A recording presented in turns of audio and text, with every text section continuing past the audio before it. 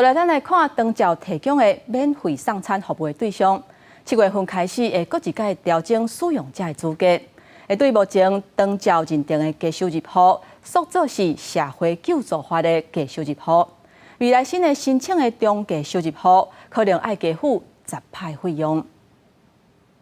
志工来送食物件，由人口老化，长照2.0免费送餐服务的人数，对106年的9479人，到去年已经达到25745人，成长2.7倍。卫福部7月公告调整营养餐饮服务使用者资格协定原则，未来新申请送餐的个案，若会符合 CMS 评估2级到8级，免费送餐对象也限数真多社求法的低收入户。这次就做了一个餐费的一个调整，哈，我们调到100块一餐。那在志工的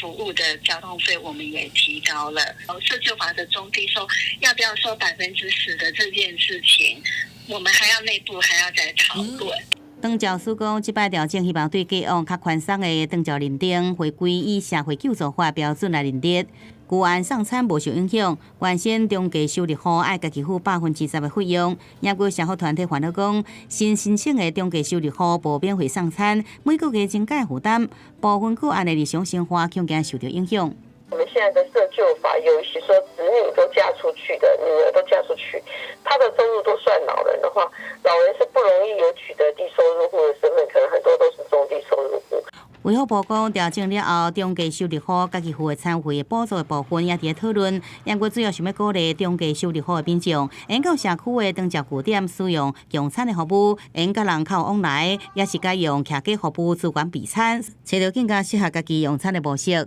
记者综合报道。